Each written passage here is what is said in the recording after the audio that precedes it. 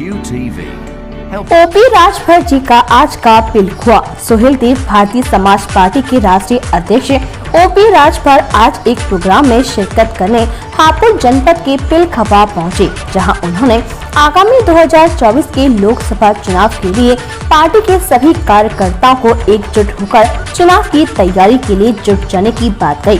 तो वही मंच से उदाहरण देते हुए उन्होंने कहा कि जब एक मरा हुआ व्यक्ति 4 लोगों को इकट्ठा कर सकता है तो एक जिंदा इंसान कितने लोगों को इकट्ठा करेगा।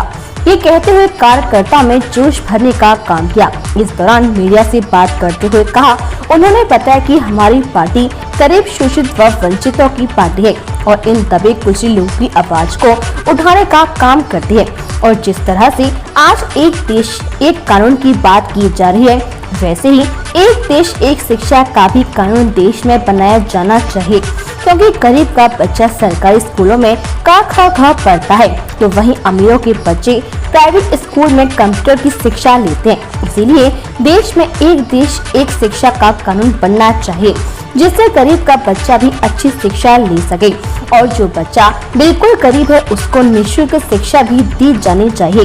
तो वहीं 2024 में होने वाले लोकसभा चुनाव के लिए उन्होंने कहा कि हमारा एनडीए से गठबंधन है। एनडीए के साथ मिलकर 2024 का लोकसभा चुनाव लड़ा जाएगा और जितनी भी सीट हमको दी जाएंगी उन पर तो मेहनत की ही जाएगी, बल्कि उत्तर प्रदेश की सभी 80 सीटों पर मेहनत कर सभी सीटों को जीतने का काम भी हमारी पार्टी करेगी। इस शोषित जागरण कार्यक्रम भारतीय समाज पार्टी की तरफ से पूरे देश में हम लोग चला रहे हैं कि लोग अपने बेहतर शिक्षा कैसे मिले, स्वास्थ्य के लिए, रोजगार के लिए, नौकरी के लिए, आपस में भाईचारा कैसे रहे, इसको लेकर के हम लोग पूरे देश में कार्यक्रम चला रहे हैं। आने वाले चुनाव में आपकी क्या रणनीति रहेगी आपकी पार्टी? हम एनडीए के साथ हैं और उत्तर प्रदेश में 80 सीट जीतने के लिए हम सब लोग मिलकर के लड़ाई लड़ेंगे। आप कितनी सीटों पे चुनाव लड़ेंगे? जब सीट का बंटवारा होगा तो उस समय हम आपको बता देंगे कितनी सीट लड़ेंगे। अच्छा, शिक्षा को लेकर आपने कानून की बात कही थी, तो क्या है, क्या मांग करते हैं आप शिक्षा को लेकर? देखिए, जब इस देश में एक देश एक राशन कार्ड का कानून बन सकता है, एक देश एक चुनाव का कानून बनाने की बात हो सकती है, हो रही है, तो एक देश एक समान शिक्षा का कानून क्यों नहीं? आज 2 तरह की शिक्षा है।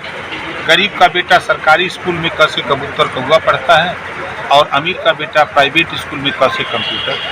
तो जो प्राइवेट में शिक्षा है, पुस्तक है, पाठ्यक्रम है, वही पाठ्यक्रम प्राइवेट में भी लागू किया जाए, एक समान शिक्षा हो और गरीबों को फ्री शिक्षा हो। इसके लिए हम लोग कटिबद्ध हैं। गरीबों का इलाज फ्री है, तमाम योजनाएं बन रही हैं गरीबों के इलाज के लिए, बेहतर के लिए। एक कानून बन जाए कि कोई भी गरीब किसी जाति धर्म का हो, उसका इलाज फ्री हो। इसके लिए हम लोग प्रयास करते हैं। गठबंधन को लेकर आप क्या कहेंगे? गठबंधन इस प्रकार से, देखिए, हम लोगों का गठबंधन तो रिजल्ट देख ही लिया। विपक्ष के लोग नारा देते हैं पीडीए का, 3 राज्यों में सरकार बनी, असली तो इधर काम हो रहा है पीडीए का, उधर तो बात हो रही है। इस प्रकार से विपक्ष ने गठबंधन किया है आपस में। सर, सीटें कितनी आएंगी भाजपा की? देखिए, उत्तर प्रदेश की 80 की 80 सीट जीतेंगे, 350 सीट जीतने का लक्ष्य लेकर हम लोग काम कर रहे हैं। विपक्ष का जिस प्रकार से गठबंधन हुआ, इसको क्या कहेंगे आप? देखिए, वो जनता को ठगने वाले लोग हैं, जनता के पैसे को लूटने वाले लोग हैं। अपना जान बचाने के लिए ईडी सीबीआई से वो लोग गोल बनाए हैं। अभी आपने देखा कि छत्तीसगढ़ में एक नेता के यहाँ 300 करोड़ रुपया, छोटी मशीन गिनते गिनते गर्म हो गई तो बंद हो गई, बड़ी मशीन आई तो वो भी गिनते गिनते गर्म हो गई। अभी नोट की गिनती चालू है। आप बताइए, पैसा किसका है? क्यों इतना पैसा ब्लैक मनी रखा गया है? तो ये इसी बात को लेकर के लोग गठबंधन बनाए हैं कि हम लोगों की ईडी सीबीआई से डर सता रहा है, जांच होगी तो हम लोग फंस जाएंगे, सरकार को हटाया जाए, नहीं तो जान नहीं बचेगा। 2024 में कितनी सीटों पर चुनाव लड़ रहे हैं आप? 80 सीट पर। सर, आपकी पार्टी कितनी सीटों पर? अपने सिंबल पर एनडीए लड़ेगा हमारा। सर, आप देखिए, सीट का बंटवारा होगा तो जो हम लोगों की हैसियत है, हम सभी लोग मिल बैठ के बांटेंगे। आज ही संसद की सुरक्षा में चूक हुई है, तो इस पर क्या कहेंगे? देखिए, ऐसी घटना नहीं होनी चाहिए। ये दुर्भाग्यपूर्ण घटना है और इसमें जो चूक हुई है, ये दोबारा इस तरह की घटना नहीं होनी चाहिए। मायावती जी को लेकर क्या कहेंगे? मायावती जी ने अपने भतीजे को पता है उत्तराधिकारी बना दिया वो है। उनका विषय है, वो किसी को बनावे तो उसमें हमारा क्या अधिकार है। सर एक शराब वाला बयान दिया है आपने भी, आपने पास अगर शराब दूंगा अखिलेश को पीलिया हो जाएगा, काफी चर्चा में है वो।